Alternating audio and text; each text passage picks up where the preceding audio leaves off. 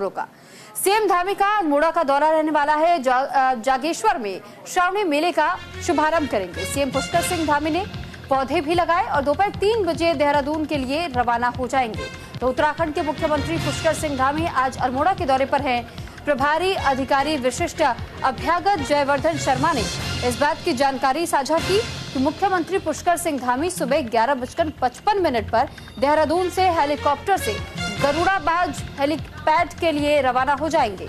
सुबह 11:55 पर सीएम धामी दिन में 12:50 पर गरुड़ाबाज हेलीपैड पहुंचेंगे और इसके बाद वो दिन में 1 बजे हेलीपैड से जागेश्वर धाम पहुंचे।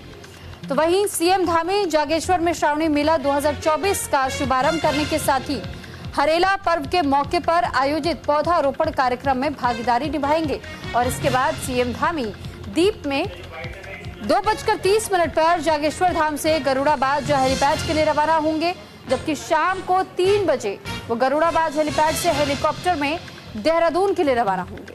तो ये पूरा कार्यक्रम हम आपको मिनट टू मिनट कार्यक्रम पुष्कर सिंह धामी का बता रहे हैं।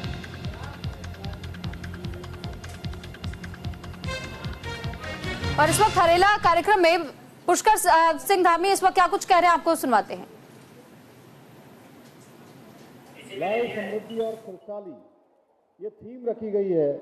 मैं इस अवसर पर आज इस कार्यक्रम के माध्यम से समस्त प्रदेशवासियों से अपील करता हूं कि अपने घर, खेत या अपनी खाली पड़ी भूमि पर पौधारोपण कर अपने आसपास हरियाली लाने का काम अवश्य करें।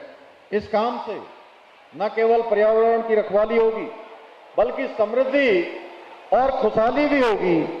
हमारी सरकार ने हरेला पर्व के अवसर पर बृहद वृक्षारोपण अभियान के तहत पूरे प्रदेश में 50 लाख पौधे रोपित करने का संकल्प लिया है।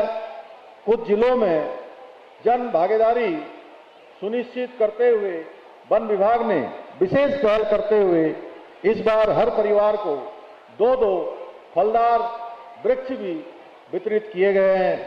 मैं ऐसे परिवार जिनको ये पौधे प्राप्त हुए हैं विशेष स्तर पर उनसे आह्वान करना चाहूंगा कि आप उन पौधों को रोपने के साथ ही उन्हें अपने परिवार का सदस्य मानकर उनकी रक्षा भी करें, ताकि कोई भी पौधा जिसको आपने रोपण किया है वो किसी भी स्थिति में सूखे ना, बल्कि उसका संवर्धन हो, उसका संरक्षण हो और आने वाले समय में वो हमको फल और शुद्ध वायु देने का काम करे।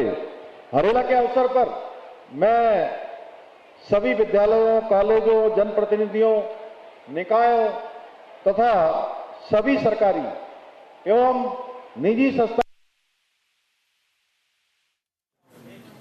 तो फिलहाल पुष्कर सिंह धामी को आप हरेला मेले से सुन रहे हैं, जहां पर वो लगातार इस वक्त आप लोगों से ये अपील कर रहे हैं कि अगर आप हरेला पर्व में शामिल हो रहे हैं, पौधारोपण कर रहे हैं, तो आसपास के हरियाली का बहुत ज्यादा ख्याल रखें और किसी भी पौधे के रोपण के साथ साथ में आपको उस पौधे के ख्याल भी रखना पड़ता है। शहीदों के नाम पौधारोपण करने का ये कार्यक्रम पुष्कर सिंह धामी ने बताया। देहरादून में हरेला पर्व कार्यक्रम का आयोजन किया गया है, इसे में शामिल हुए हैं इस वक्त उत्तराखंड के मुख्यमंत्री पुष्कर सिंह धामी और शहीदों के नाम पौधारोपण इस अभियान की शुरुआत उत्तराखंड में सीएम पुष्कर सिंह धामी की तरफ से की गई है। पुष्कर सिंह धामी ने इस बात का जिक्र किया कि आप भी पौधा लगाएं, शहीदों के नाम एक पौधा जरूर होना चाहिए, लेकिन इस बात का भी आप बहुत ज्यादा ख्याल रखें कि जब आप कहीं पर भी पौधारोपण कर रहे हैं तो उन पौधों की देखभाल करना भी आपकी जिम्मेदारी बनती है और पौधारोपण करते वक्त उसकी सिंचाई कैसे करनी है और कैसे पेड़ बनने तक उसका साथ नहीं छोड़ना है,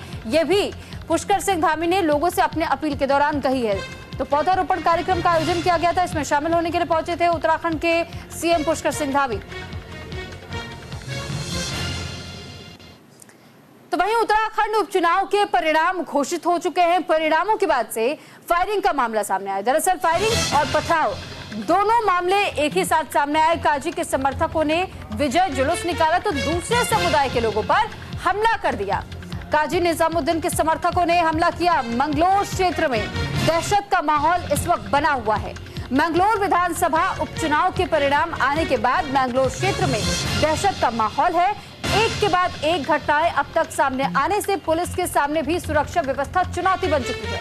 आपको इस बात की जानकारी दे दें कि मंगलोर विधानसभा चुनाव के मतदान के दिन भी मारपीट की घटनाएं सामने आई थी और उस दौरान पुलिस को काफी मशक्कत करनी पड़ी थी। बता दें कि काजी के समर्थकों की तरफ से निकाले गए विजय जुलूस में दुकानों पर पथराव किए गए और इसके बाद एक घर में घुस करके समुदाय के लोगों ने दूसरे पक्ष पर हमला बोल दिया।